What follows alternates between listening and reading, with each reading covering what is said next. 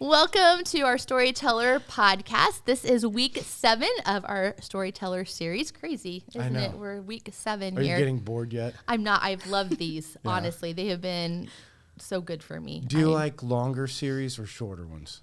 Just depends. I really like this one, though. Okay. Yeah. Yeah, because sometimes Revelations was like 28 weeks or something. Yeah.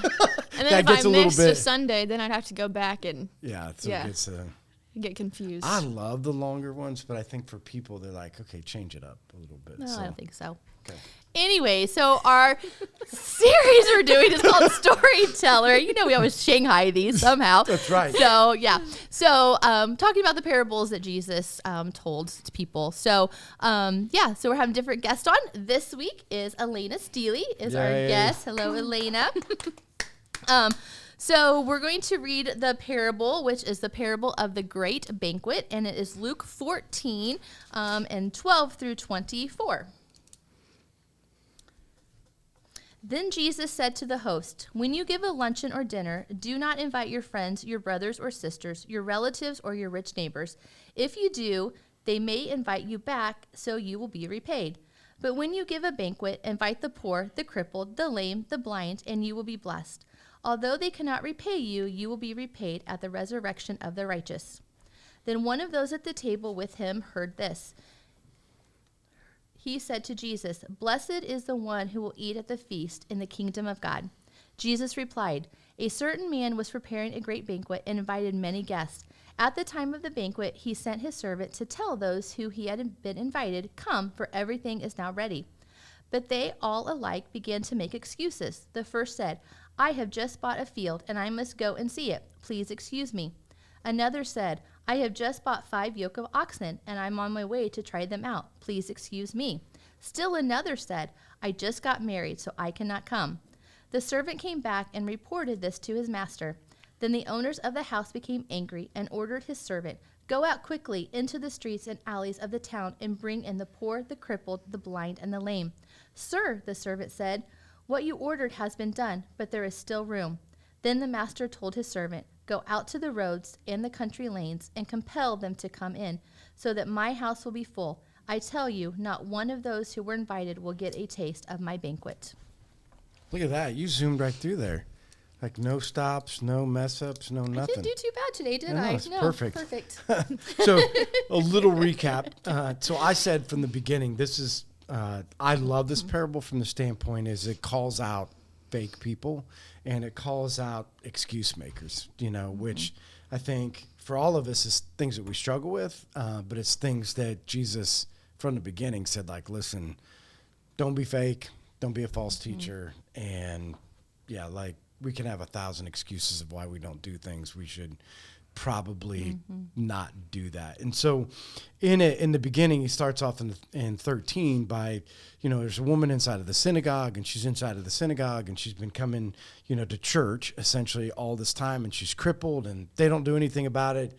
Jesus walks in and heals them, and the people that he's talking about are mad because he healed a woman possessed by a demon, and she can now get up and walk, which we should be celebrating, but instead they're mad about it because he did it, broke the law. And right from the beginning, he just said, you guys are hypocrites, and we need to figure this part of it out, because being hypocritical is as detrimental as a false teacher, right? Somebody who says one thing and does another, being hypocritical is as bad as somebody just flat out gets up and teaches the wrong thing. So for me, the 2 things that stood out for me inside of this is, one, do we truly care for people who are not like us? I mean, that for me is, because he says, you want to figure out if you're not hypocritical, part of it is, who do you invite in to your circle, right? So he's like, don't invite the people who can love you back, and invite the people who don't. And so I wonder, how good are we? Because this was the conversation, I said this on Sunday that I had. Is it possible to love somebody unconditionally? Is that possible? Because this is what he's trying to say, is a non-hypocritical person who's given their life to Christ should love unconditionally. Is it possible? Do you think it's possible, Elena? I think it is. Do you? I think it would be extremely difficult. Okay. But, yeah, I think it would take a lot to get to a place where no matter what is going on, no matter what hurts you've been through, because people are human and they're going to hurt you, but right. It would be difficult to get to that place, but I do think it is possible. Jennifer? Because the conversations I had was it's impossible. The only person who can love unconditionally, and it came from a person who has been let down a bunch in their life, you know, and they're like, when I was doing life coaching with him, and I'm like, you know, God loved you unconditionally, you need to love other people. And he's like, I've tried that and been let down 100 times, and I don't think it's possible. I think Jesus is the only one who can love unconditionally. I think love and like look different. Okay. You know, I think you can love people unconditionally. It doesn't mean you're always going to like them. Okay. But love is deeper than that, you know, because people are going to fail you. But that doesn't mean you don't love them still. You know, I'm just thinking about my marriage. You know, I don't always like my husband. You know, there's time, you know, it's like there's conflict sometimes, but that doesn't mean I don't love him still. Right. You know, it may not be my favorite person of the day, but love isn't fickle. You know, I think like is fickle. Right. I think people get those confused because you can love people and no matter what's going on. You may not like what they're doing at the moment, but you still, so I think you can love people unconditionally. Because I mean, that's how he starts. He's like, understanding before he even gets into the parable, he's like, if you're gonna have a dinner, you need to invite people over that can't pay you back. Like that is a thought or a marker or a representation of like you're not hypocritical, because if you're thinking about people and giving to people like they can't give back, then that is a marker that you're not being fake. And I just think for most people, they just invite people or they're with people that love them back. Like it doesn't make any sense to spend any time with somebody who doesn't give you anything back. Like why give if you don't get anything back? Right? Like why give to somebody? Why invite somebody over their house if they're not going to say thank you? Would you keep inviting them over? If that's what I was being called to do. You would? Yeah, I would. Would you? Probably. You would? You keep going back? Yeah. Do you think the majority of people would keep going back? Yeah, that's probably one of the. So anyway, so he says right from the beginning that that's something to process or to think about, and we need to kind of unveil that. And then he goes into the idea of there's this great banquet, and you're going to go out and invite people, and this is like the party of the century. Like if you were invited to it, you would have been. Like that's special, like that you got invited, and then to have an excuse of why you don't go. So the idea of the parable is you've been invited in to the thing that can absolutely change your life. That if you come, so the banquet and the feast is a relationship with Christ. If you come, you'll never thirst again, you'll never hunger again. Like it'll be the best thing ever, for you. But he gets it all ready and he goes to invite people in, and there's a bunch of excuses of why they can't participate inside of the banquet. And that is a point of somebody is hypocritical. Somebody who says, yeah, I want to be where God is, but they don't want to do anything. And I use the example of, isn't that somewhat like the local church? You know what I mean? People want to come, but when it comes to actually buying in, that there's a lot of excuses of why we don't participate in the feast. So thoughts on excuses or excuse giving, or do you see that a lot? Have you ever struggled with that? Yeah, I mean, I would say I'd struggled with it in the past. I could come up with a million excuses right now, just bigger things and little things, of like even the point of like time, like, oh, I don't really have time to fully invest in it, or there's other opportunities, or even more of a deeper level, there have been times where I just didn't really see the need for it. Oh, yeah. So it was just something that stood out to me a lot yesterday, was just like, where's your heart posture? Like, are you really at a place where you can say, like, this is what I need? Like, I need Jesus. I can't do this on my own, but we get comfortable sometimes, and that heart posture switches, and yeah, it just, So we it don't just- really see the need. Yeah, so it just becomes something of come and participate, but you don't really need Jesus in Yeah. the midst of that. Yeah. Jennifer? We're not dependent on him as much Not as. dependent? Yeah. Yeah. I was just thinking of that, like sometimes you need to go to be there for other people who need Jesus. And so it's not all about you. Yeah. You know, you just need to be there to give them support or whatever. However he's going to use you. But yeah, I've done that. Made up excuses to not go somewhere or do something that I probably should have been at. Well, what was how did you overcome it? I guess that's the big thing. How do you get past the making excuses? Like, what helped you get the right heart posture? One thing for sure is just being in community with people. Actually, instead of just walking through the door, sitting by myself, and then bolting as soon as service is over, like getting in circles and getting to know people, then letting people get to know me. Is that a hard thing for you? Yes. Is it? Okay. It is, yeah. So just letting my guard down and letting people in, letting people see me, and then also investing in them. Like, that really shifted my perspective. And then sometimes you just hit rock bottom and you're like, okay, what else do I do? Right. Like, you have to go and depend on Jesus and the people that he's put in your life. Yeah. You know, the thing that, and I don't know, and I'm not trying to say that I got this right, but I've never understood why we wouldn't come to church on a regular basis. Like, I can't imagine the excuses of, like, why can't you figure that out? Like, these are the best opportunities ever to participate with people, be around like-minded people, get an opportunity to meet somebody, get an opportunity to invest in ways that you never get to invest. Like, all week long, you're busy doing everything else. And like, this might be your opportunity. And then that you could come, like, this is the part, and I'm not, putting anybody down, but how do you come and look around and be like, I don't really want to help. You know what I mean? Like, I don't get that. Like, how do you look around and see everything that's going on and not have a servant's heart? Because I think that's part of the realness, or the thing that he's trying to figure out is that, like, how could you not celebrate a woman, that was saved, and can get up and walk now, and I'm going to say this, and so anybody that's listening, are you ready for this? How could anybody not come to Baptism Sunday? Right.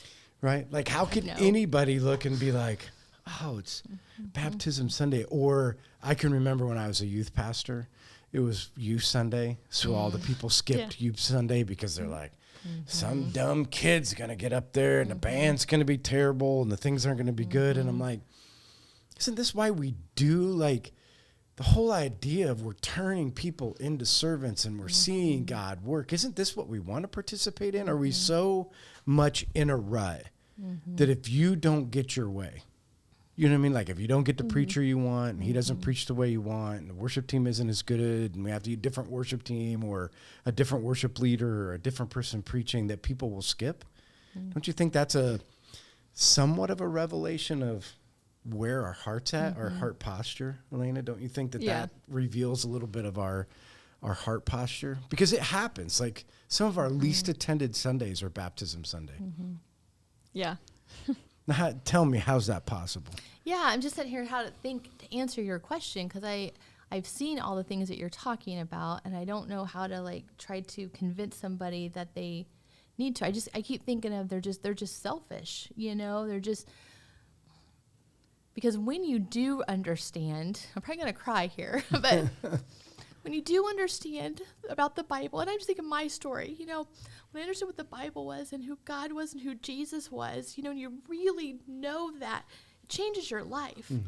But if you don't understand, you just keep doing what you want to do, and helping people. If you do, you just want to do more and more and more to help those who can't give you anything in return. I was just thinking of the Neighbors Helping Neighbors Facebook page. People are always asking for things. Sometimes you have to be cautious of what there are, but there's always people that are in need of something. There's people truly, what we gave Emma's bike to someone a couple months ago because they needed a bike, and so I took it over there and I gave him the bike, and didn't get really the response I thought I might get from it, Well, they say that's a crappy bike. No, it wasn't even really like, he's like, I don't know if he said thank you, but it was like he needed a bike and we had a bike that we could like give that person, and I don't get anything from that, but I felt like that's what we were, supposed to do. We had a bike. So, how can you help people when they're in need?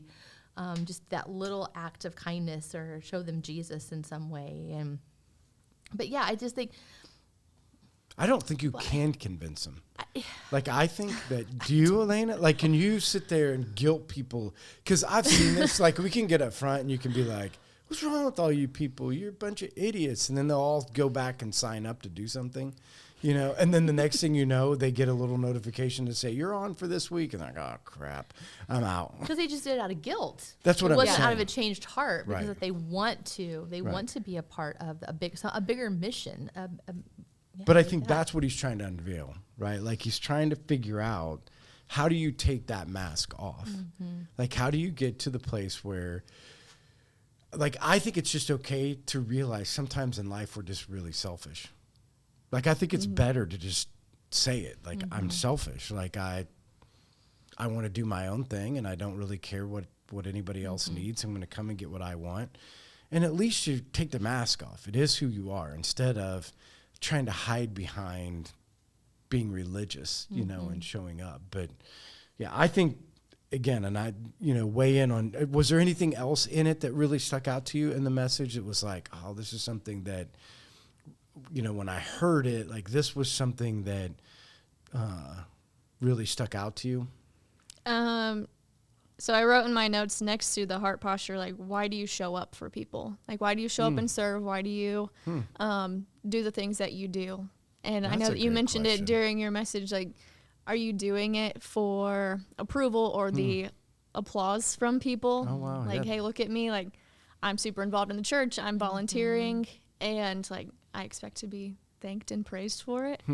So are we showing up and serving because we're looking for that applause? Or are we showing up and saying, yeah, maybe I don't have time for this. Maybe I'm not in the mood for it, but this is something that God is calling me to do. And even though I might not want to do it because he's calling me to, then I'm going to step into that role. That's a great perspective. Yeah, that's a great perspective. Because you're right, that if we step into it with the applause part, especially when it comes to church, you're going to quit. Yeah. You know what I mean? Because you're not going to get a lot of applause. You're not going to get a lot of thank yous. So that's a great point, or a great idea to think about that. Jennifer, anything else that kind of stuck out to you? Because I want to end with... No, go ahead. Yeah, I think we've caught... I've looked at my notes. I think we've caught pretty much everything. Yeah, the thing I want to end with is that a truly changed heart, right? And I think this is why he ends with this. He's like, a truly changed heart, servant, go out into the streets now and compel people. Because the interesting part about the story was the people that weren't invited first had to be compelled to come in. Because they weren't going to think about, like, they were like, this isn't a place for me. I'm not welcome in that house. Like, I've never been welcomed in the house. I've never been invited. That's for the socially elite. That's not for us. And so what is it about our story that's compelling enough for people that are in the streets today, however you want to deem that, people that aren't in a relationship with Christ? How is our story compelling enough to get them in? Like, what's going to bring them in to a relationship with Christ? Like, what are those things? And that's why, when we sang the song yesterday, let me tell you about, my Jesus, is that I would assume that if we're in relationship with Christ, we should have some very compelling messages that you can tell about the one that saved you. But here's my question. How many people do you think on a regular basis are compelling people to either come to know Christ or come to church? Do you think it's happening on a regular basis? No. No? No. No. And so the question is why? Why do you think that is?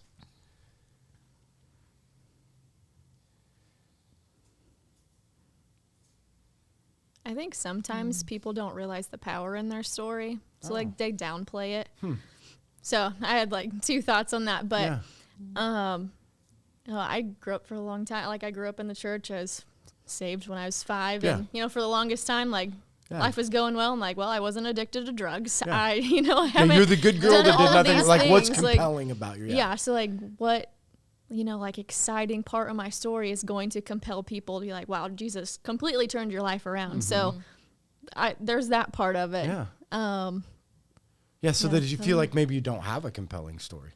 Yeah. And so I work with the middle schoolers, and I hear them talking about it all the time. Like, I don't, like, what is my testimony? I don't really have a story. Like, nothing's really gone on. I haven't, I've lived 12, 13 years, and nothing really has happened. Maybe I don't have a story. So I think that people downplay their story and decide not to share it because it's not, this dramatic change. Yeah. Thoughts, Jennifer? Not really. No.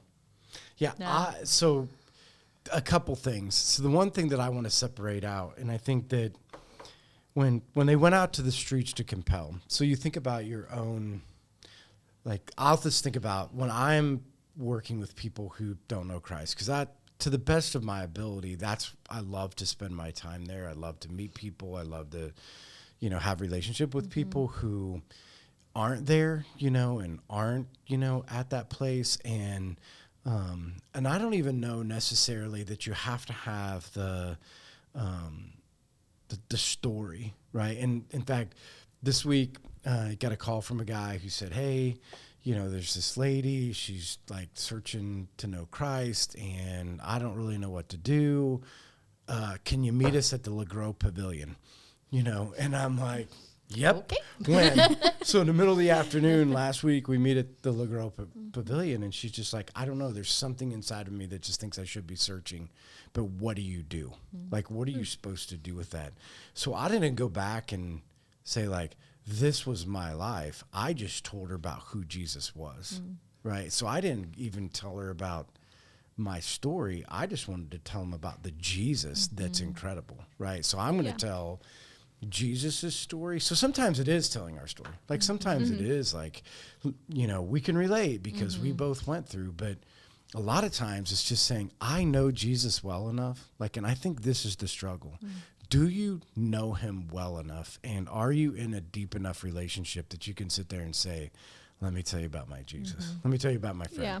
Like, I got a great friend in Jesus, and he's incredible. And when I was talking to him, this is what he says. And when I'm in here, this is how I hear. And this is the kind of guy that he is. See, I think sometimes people are unfamiliar with who he really is, other than what they've seen in other people's lives. And so it's hard to go out and compel. And it was so cool because this lady ended up giving her life to Christ right there in the LeGros Pavilion. And we were going to go baptize her in the river right there, but they just drug a dead body out of it. So What in the world? so we're like, maybe we do a baptism somewhere else, but we're not going to go down and baptize her in LeGros. But I think it was just because she realized for the first time that this Jesus, you don't have to know it all. You don't have to be perfect. No, and you don't even have to know it all. Like, you don't even have to say anything special. That's like, do I say, because she's like, do I say something special? Do I not say something special? And I said, you know what Jesus said to people? He walked up to him and said, will you follow me? And so that's my question, will you follow him? And she said, yes. And I'm like, you're in, and it was so cool and so incredible. But I think what compelled her was not my story. What compelled her is Jesus, and who he is. And so that's my challenge through all of this is that we need to be authentic. I mean, I think that's the first thing that he would say is that the greatest gift that we can give to people is not hiding our flaws. The greatest gift that we can give to people is authenticity. I think authenticity is something that we have to help people with and help them go down that road, and then the other part of it is we should be in the streets because we love Jesus, compelling people, to come in. So hopefully if you're out there, you're watching or you're listening, that you will, have an opportunity. If you're struggling with that, I mean, I hope this is what this parable is. It's okay to take the mask off. It's okay to just be, this is who I am. Because once we realize who we really are, then God can help us work through the things that we need to work through. So stop hiding, let it out, be whoever you are, and take an opportunity to dive into a deep relationship with Christ. That's partaking in the feast. And when you partake in the feast, the most compelling thing that you'll ever be able to tell people is not only your story, but how great Jesus really is. So thanks, everybody, for joining us, and we'll see you guys next week.